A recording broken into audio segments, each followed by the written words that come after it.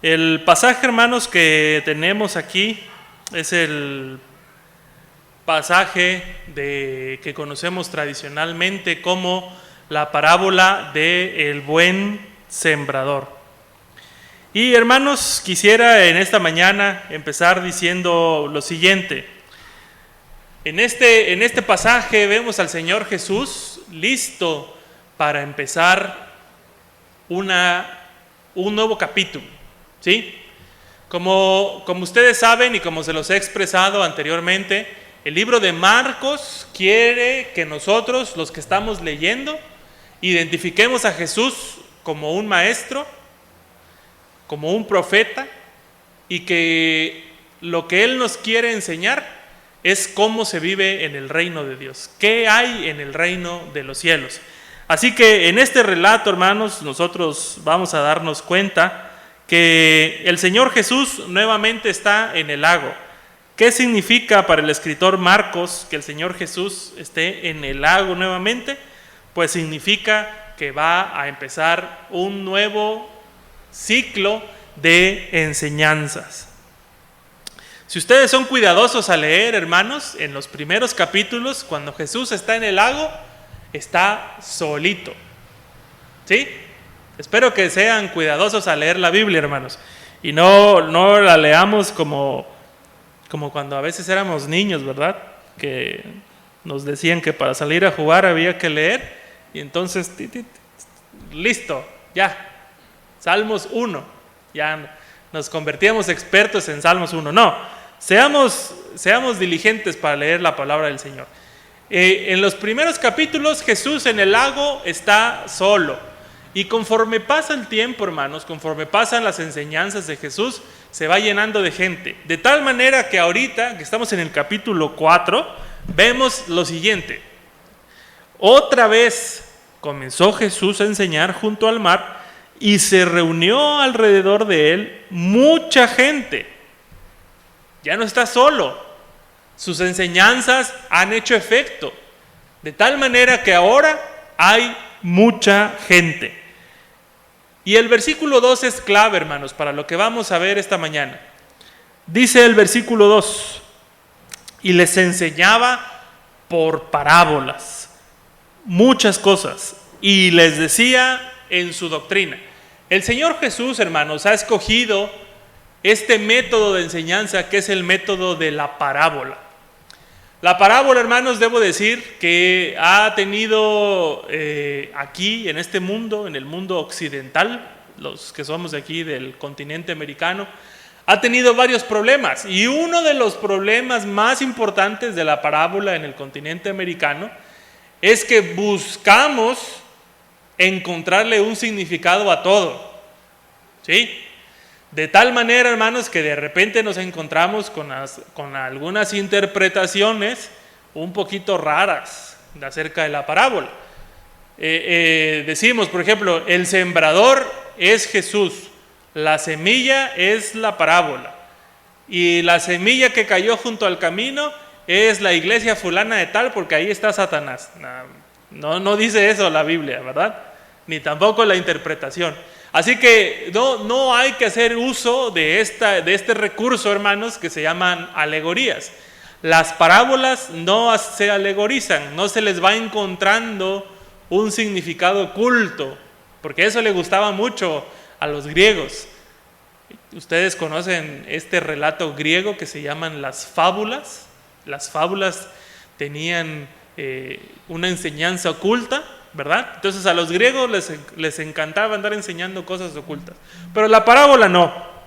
¿Qué es la parábola, hermanos? Bueno, la parábola es un recurso de enseñanza que utilizaba el pueblo hebreo. Y en la parábola, hermanos, se va a narrar algo de la vida cotidiana. ¿Por qué, hermanos? Porque para los rabís, para los maestros de la ley, Dios hablaba incluso a través de las cosas cotidianas. No buscaban ellos inventarse una nueva historia, sino buscaban hablar de las cosas cotidianas. Además, hermanos, las parábolas servían para poder hacer que todas las personas que estaban reunidos pues entendieran el mensaje. ¿Sí? Un autor que se apellida Dut, tiene un libro que se llama Las Parábolas del Reino, y él expresa lo siguiente: las parábolas tienen por lo menos 4 cosas. La primera es que tienen una dimensión poética, ¿sí? Están escritas de una forma poética, están enseñadas de una manera poética, ¿sí? La segunda, son realistas, son de cosas que pasan todos los días. La tercera, tienen una enseñanza paradójica, es decir, pasa algo que no debería pasar y su enseñanza es impactante. Y por último, las parábolas tienen un final inacabable.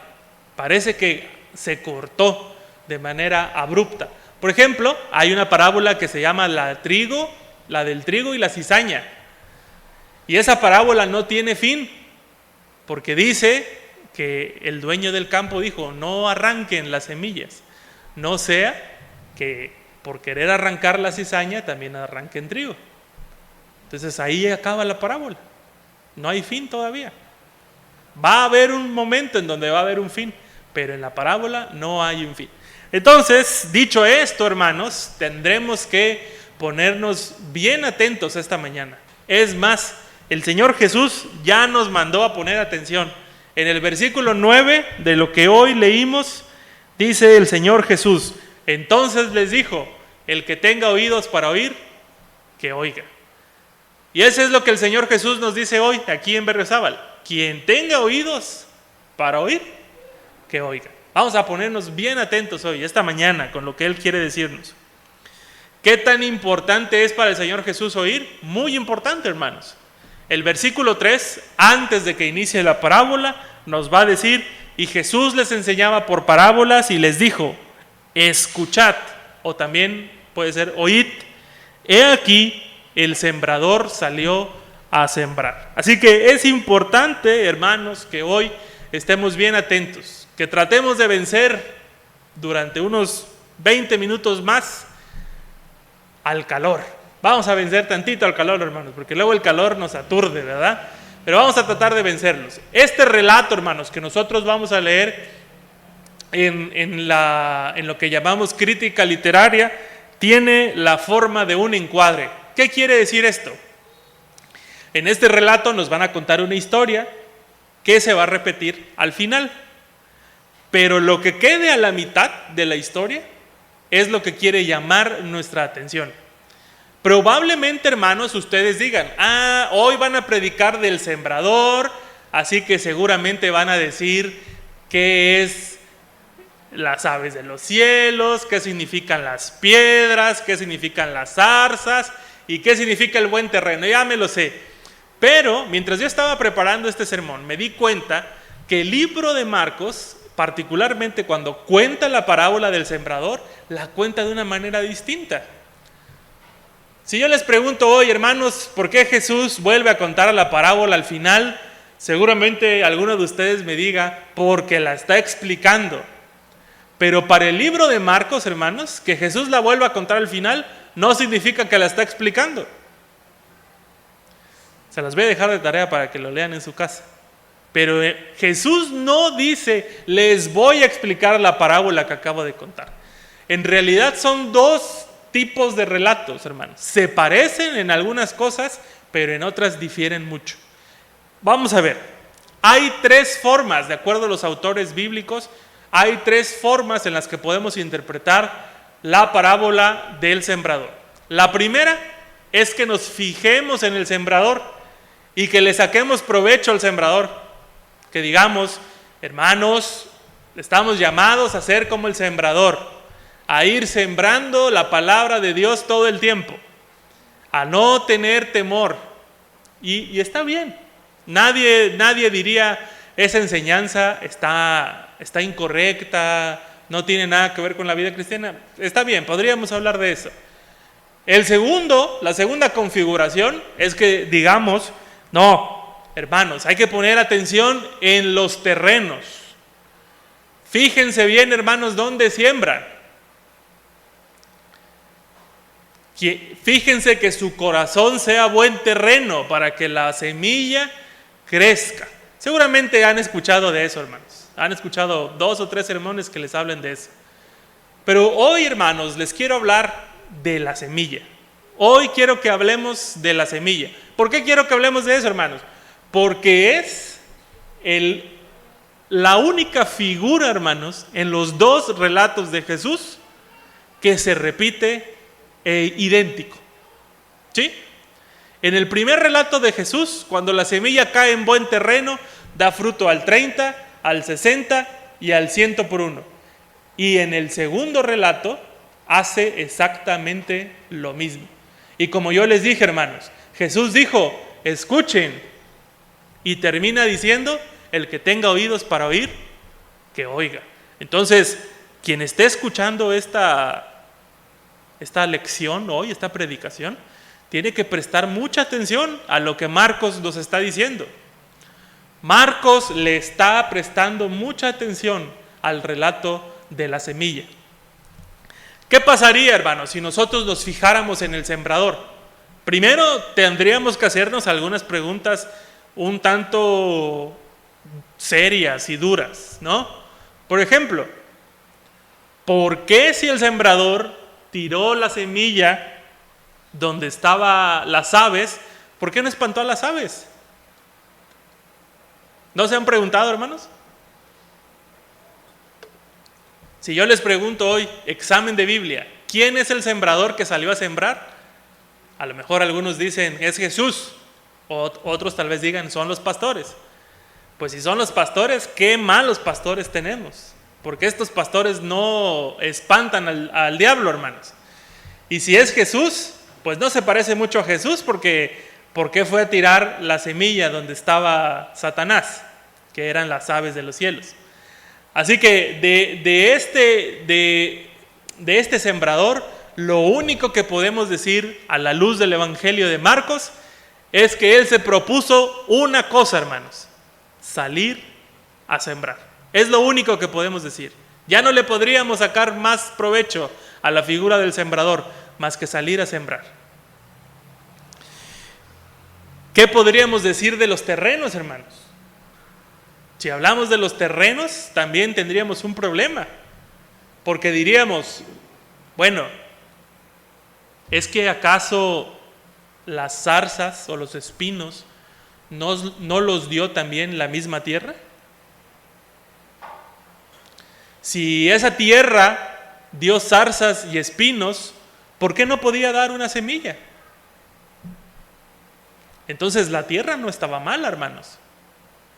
¿Se dan cuenta? A veces pensamos que la tierra es la que está mal, porque como hablamos en alegoría, decimos, el evangelio no penetra en las personas porque su corazón no está listo. Pero hermanos, si hablamos de esta tierra que dio zarza y espinos, pues la tierra sí tenía nutrientes, hermanos. La tierra sí tenía nutrientes. Entonces, tal vez la culpa, hermanos, no sea de la tierra. La semilla que cae en el pedregal, hermanos, si ustedes leen con cuidado, vamos a verlo. Está en el versículo 6. Dice, pero salido el sol, se quemó, y porque no tenía raíz, se secó. Aquí hay un agente externo que está secando la semilla, hermanos. El sol. Pero alguno de mis hermanos que tiene experiencia en esto podría decir, hermanos, es necesario que haya sol para que las plantas broten. ¿Sí? Entonces, no puede ser culpa del sol que la semilla se haya quemado, hermanos, porque el sol es el que tiene que hacer que la planta crezca. El que tenga oídos para oír, que oiga, hermanos. ¿De qué nos está hablando entonces esta parábola? ¿Qué nos quiere decir? Para empezar, hermanos, yo pienso que la parábola nos está mostrando nuestra capacidad para juzgar. ¿Se dan cuenta? La parábola nos está mostrando cómo los que oímos Queremos saber por qué la semilla no da fruto. No sé si esa impresión les da a ustedes. Si alguien nunca había escuchado esta parábola, dígame qué piensa luego que acabemos el sermón. A ver, ¿qué pasa? Mientras yo oigo este relato, ya me estoy haciendo preguntas. ¿Por qué no da frutos? ¿O por qué sí da fruto y luego se apaga? El evangelista de Marcos se va enfocando exclusivamente en la semilla a partir del versículo 3. Porque ya ni siquiera nos va a decir nada del sembrador. Aunque nos dijo que el sembrador es el que iba sembrando, a partir del versículo 3, el evangelista Marcos nos dice: y aconteció que la semilla caía en una parte junto al camino, y otra parte cayó junto a los pedregales, y otra parte cayó entre los espinos. Ya no nos está hablando, hermanos, del sembrador, ya solo nos está hablando de la semilla. Esta semilla, hermanos, durante todo el relato se va enfrentando a contratiempos. Si somos lectores bien observadores, vamos a darnos cuenta que esta semilla, conforme cae, se enfrenta a un contratiempo. El primer contratiempo al que se enfrenta, hermanos, es que había una tierra que no tenía mucha profundidad. Pero eso no le quitó a la semilla, hermanos, que fuera buena. ¿Lo notan? Aunque había piedra, hermanos, la semilla brotó y nació. Parece, hermanos, que conforme va avanzando el relato, nosotros como espectadores estamos diciendo: ahora sí, en la que sigue, nace. La primera como que nos decepciona, queda junto al camino y ni siquiera sabemos qué le pasó a esa semilla. No sabemos si el terreno a donde iba a llegar estaba bueno o estaba malo. No lo sabemos porque nunca anidó. La siguiente vez que aparece la semilla nos ilusiona un poquito, ¿verdad? Porque sí creció la plantita. Pero como si fuera una película, al día siguiente se muere. La siguiente escena, hermanos, nace, da frutos, echa raíz, pero los espinos la ahogan. Entonces, hermanos, cuando nosotros ya parecemos estar un poco decepcionados de lo que va a hacer la semilla, entonces, hermanos, de manera súbita, en el cuarto episodio, hermanos, la semilla cae en un terreno y empieza a dar frutos. No sé si ustedes se acuerdan, hermanos, de aquellos ejercicios de la escuela que se llamaban razonamiento matemático o razonamiento abstracto. Pero habían 3 figuritas o 4 figuritas, ¿no? Y nos ponía 10, 20, a ver, escoja la respuesta correcta, ¿no? Y ahí venían 3 respuestas. ¿Qué sigue de 10, 20? 30, ¿no? Porque va en orden ascendente. 5, 10, 15. Pero parece ser, hermanos, que el Señor Jesús no era muy bueno con las matemáticas, hermanos. Porque dice que la semilla empezó a dar fruto al 30, al 60, ¿y a cuánto tenía que dar la tercera vez? Al 90. ¿Pero a cuánto da? Al 100. ¿Ven esa escalera, hermanos? 3 fracasos anteriores: los pájaros, el pedregal y los espinos. Parece ser que otra vez, en forma de 3, tenemos que ver que el reino de los cielos va a dar fruto: 30, 60, 90. Pero el Señor Jesús otra vez nos saca de balance y nos dice que ahí dio al 100 por 1. Es decir, hermanos, todas aquellas cosas que nosotros creemos que pasan por lógica, para el reino de los cielos, hermanos, pasan de una manera diferente. Nosotros no podemos predecir, hermanos, cómo van a suceder las cosas, porque nosotros no tenemos ningún tipo de control sobre el Señor y sobre lo que Él nos enseña. ¿Sí? Hermanos, de repente nosotros nos volvemos expertos. A tal persona no la podemos evangelizar porque no va a escuchar. Tiene dinero, los de dinero no escuchan, no quieren ser salvos. Él es muy ferviente de su propia religión, no va a cambiar. ¿Sí? O tal vez decimos, él no, jamás se va a componer. Si ya dijo como 10 veces que él no quiere nada con la iglesia. Pero el Señor Jesús, hermanos, nos está diciendo hoy, a través de la parábola de la semilla, que en el reino de los cielos, hermanos, las cosas ocurren contra toda lógica. En el reino de los cielos, hermanos, cuando ya nosotros creemos que nos la sabemos, en el reino de los cielos las cosas van a ocurrir de una manera que nos van a desafiar siempre a estar pendientes de escuchar. Parece ser, hermanos, que ya nos la sabemos todas. Si una persona empieza a llegar 3 domingos seguidos, de seguro se queda. Pero viene el cuarto y se va. Ay, no. Entonces son 4 domingos, ¿verdad? Vamos a decir para la siguiente. Una señal de que alguien está cambiando es que empieza a diezmar. Una señal de que alguien está cambiando es que si toma, deje de tomar. Una señal de que alguien está cambiando es que de repente ya no sea mujeriego. Y así le decimos a las personas: venga a la iglesia para que deje de ser mujeriego su esposo. Qué culpa la hermana, ¿verdad?, de que su esposo sea mujeriego.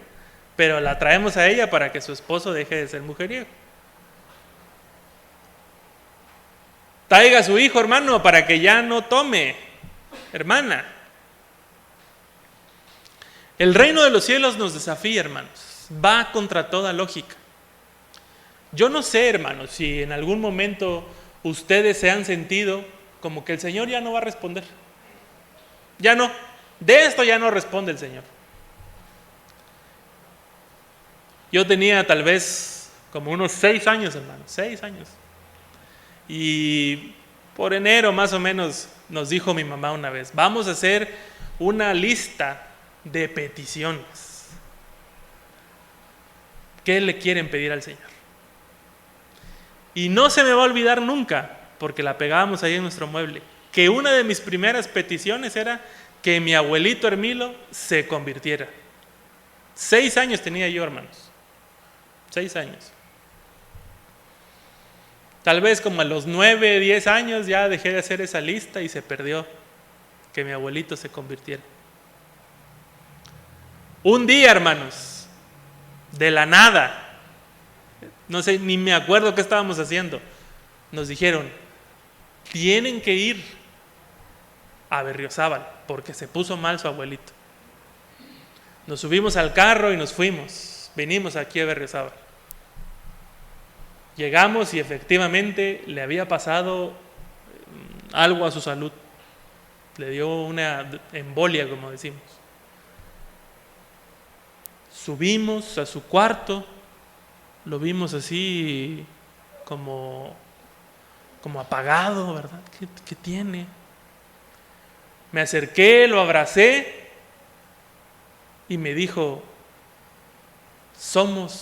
ya no soy tu abuelo, soy tu hermano, me dice. Y dije: ¿qué me está diciendo? Otra vez: ya no soy tu abuelo, soy tu hermano.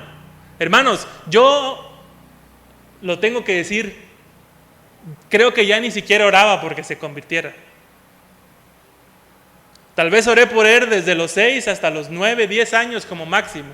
Pero el Señor me demostró, hermanos, como a los 18, 19 años, que cuando yo menos me lo espero, Él actúa. ¿Amén? Cuando menos nos lo esperamos, hermanos, cuando hemos matado todas nuestras expectativas de que el Señor actúe, Él lo hace. Y así, hermanos, el Señor nos está demostrando que no importa lo que nosotros hagamos. Él quiere que los que estemos dentro del reino de los cielos tengamos fe de que en el reino de los cielos las cosas no funcionan conforme a toda lógica. ¿Qué nos dirían, hermanos, los expertos fariseos hoy? ¿Qué nos dirían? ¿Quieres que tu problema en casa funcione? Tienes que orar y ayunar. Eso nos dirían. Si tu problema de salud no mejora, te hace falta fe. O como dirían los amigos de Job, estás pecando. Estás pecando. ¿Se acuerdan de Job, hermano? Su relato. Job tenía 3 amigos y estos 3 amigos casi podían asegurar que todos los problemas de Job se debían a que estaba pecando. Y Job dice, no estoy pecando, les prometo que no estoy pecando. Y los amigos de Job le decían, bueno, si tú dices que no estás pecando está bien, pero estás pecando. Porque nadie a quien Dios ama no peca. No sufre. Hermanos, la dimensión del reino de los cielos nos está enseñando a nosotros, los cristianos, que las cosas no salen conforme nosotros pensamos. Tenemos que ver, hermanos, el éxito del reino de los cielos a través incluso de los fracasos o en el fracaso mismo, hermanos. Alguien puede decir, mi familia fracasó porque yo y mi esposa veníamos juntos a la iglesia con mis hijos y ahora ninguno de mis hijos vienen. Fracasamos. No, hermanos, el reino de los cielos está incluso en ese fracaso.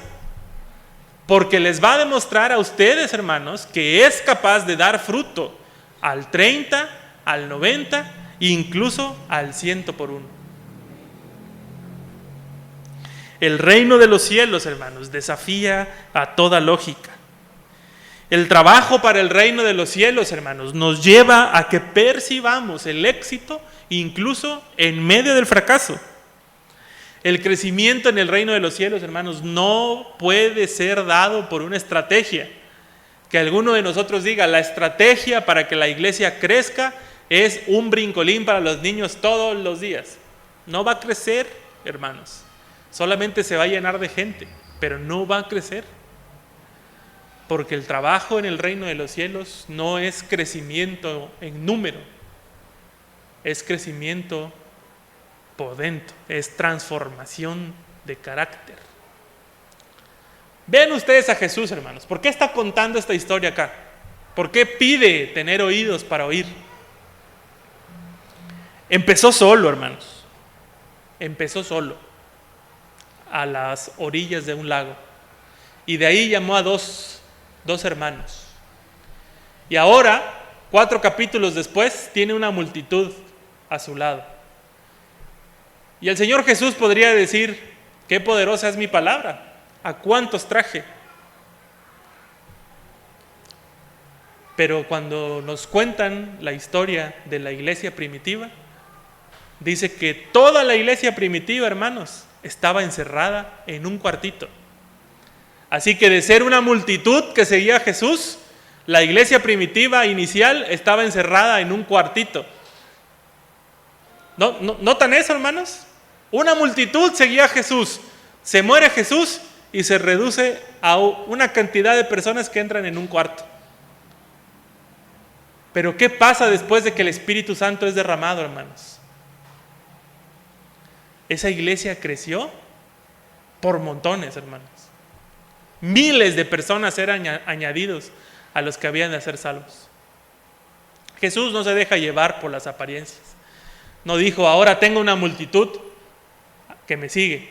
Porque si así fuese el reino de los cielos, hermanos, cuando los discípulos son dispersos y solo quedan unos cuantos en el aposento alto, pues deberíamos decir, no es tan sólido el cristianismo porque con poquito se dispersa. Pero no es así, hermanos. La iglesia, desde sus inicios, ha dado frutos al 30, al 60 y al 100 por 1. Cuando se pensaba nuevamente, hermanos, que la semilla tendría otro fracaso más, es cuando la semilla por fin da frutos. Cuando sacamos conjeturas apresuradas, hermanos, podemos caer en el error de perder la fe. Podemos caer en el error de juzgar a algo o a alguien de una manera injusta. ¿Quién hace entonces, hermanos, que la semilla tenga éxito? ¿El sembrador? ¿Son los terrenos? ¿O es el Señor de la semilla? El creador de la semilla, hermanos, sabe cuándo va a hacer que la semilla dé fruto. No es el sembrador, porque parece que este sembrador no era muy bueno, hermanos. Aparte les diré, hermanos, que las semillas eran muy caras en Palestina. Así que si ustedes fueran los jefes de este sembrador, ya le hubieran llamado la atención. Mira, tu primer cosecha se la comieron las aves, la segunda lo fuiste a echar en las piedras, y el tercero ni limpiaste el terreno. Ya no salgas a sembrar, ¿verdad? Así diríamos nosotros. Ya no insistas. La primera vez que hablaste con esta persona te dijo esto, la segunda vez te dijo otro, y la tercera lo mismo. Ya no insistas. Pero parece, hermanos, que este sembrador estaba como despistado, porque siguió insistiendo. No saquemos conjeturas previas, hermanos. Quien da el crecimiento de la semilla es el creador de la semilla. El reino de los cielos, hermanos, no es controlado por nosotros. El reino de los cielos no es controlado por las circunstancias. El reino de los cielos es controlado por el Creador, que es el Señor. Él es el reino, Él es el que controla al reino de los cielos. Al final, hermanos, cuando nosotros tenemos que ver el encuadre de este relato, nos vemos como los discípulos, hermanos. Nos vemos como los discípulos. Dice, cuando estuvo solo, los que estaban cerca de él con los 12 le preguntaron sobre la parábola. Y les dijo, a vosotros les es dado conocer el misterio de Dios, mas a los que están fuera, por parábolas todas las cosas. El Señor nos dice hoy, a los que están dentro del reino de los cielos, les es dado a conocer el misterio. Y el misterio del reino de los cielos, hermanos, es que Dios controla todo. El misterio del reino de los cielos es que Él va a dar el crecimiento cuando Él quiera y de la forma menos esperada. Si leemos el segundo relato, nos vamos a dar cuenta que el Señor Jesús va poniendo en contexto también a qué cosas nos podemos enfrentar. A Satanás, a las aflicciones de este mundo, a las riquezas. Pero el Señor Jesús vuelve a hacer el mismo énfasis. Incluso a Satanás, a las riquezas y a las aflicciones de este mundo, el reino de los cielos prevalece contra ellos. No lo pueden frenar. Ni Satanás, ni las aflicciones del mundo, ni las riquezas pueden frenar al reino de los cielos cuando el Señor decide que éste crezca. Y entonces ahí es donde vemos a personas, hermanos, como la historia que les contaba, mi historia personal, que de un momento a otro dijeron, sí, Señor, aquí estoy. ¿Quién diría, hermanos, que una enfermedad como una embolia podría ser algo bueno? Para nosotros fue algo bueno, porque fue la forma en la que el Señor alcanzó a mi abuelo.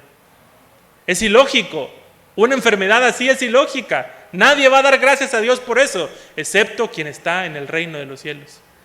Ese sí se da cuenta y dice, esto, Señor, es obra tuya, para que se cumpliera y diera fruto tu palabra. En medio de las adversidades, hermanos, el fruto de la palabra de nuestro Dios va a dar la cosecha magnífica que vimos hoy. Tal vez esta parábola le deberíamos cambiar el nombre y decir, en vez de la parábola del buen sembrador, tendríamos que decirle la parábola de la cosecha abundante, porque finalmente de eso se trata todo esto, que cosecharemos tarde o temprano lo que sembramos. Lo que sembraron con lágrimas, dice el salmista, lo van a cosechar con alegría. Todas aquellas lágrimas que hemos derramado, hermanos, tendrán su recompensa si no desmayamos. Nos tenemos que mantener, hermanos, expectantes de lo que el Señor puede hacer. Incluso de las peores cosas, hermanos, de las peores circunstancias, el Señor saca algo bueno para nosotros. Es necesario que el grano de trigo muera para que dé fruto. No queremos pasar por eso, hermanos, pero es necesario. Vamos a ponernos de pie, hermanos, para orar, darle gracias a Dios por este tiempo. Les invito a que inclinen sus rostros, hermanos, y piensen durante un momento, piensen, hermanos, en esa circunstancia que ustedes dan por perdida. Piensen en ese pecado con el que están batallando y que ustedes dicen, ya no es posible salir de aquí. Piensen en ese familiar, hermanos, a quien le han hablado tantas veces del Evangelio y que para ustedes ya es caso perdido. Hoy, hermanos, el Señor a través de su palabra nos dice, ese pecado con el que estás batallando, es posible vencerlo dentro del reino de los cielos.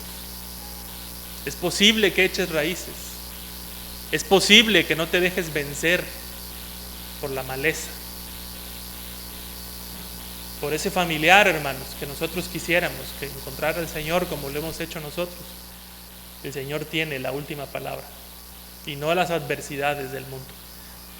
Bendito Señor, en esta mañana estamos delante de ti para darte gracias por lo que haces por nosotros, Señor.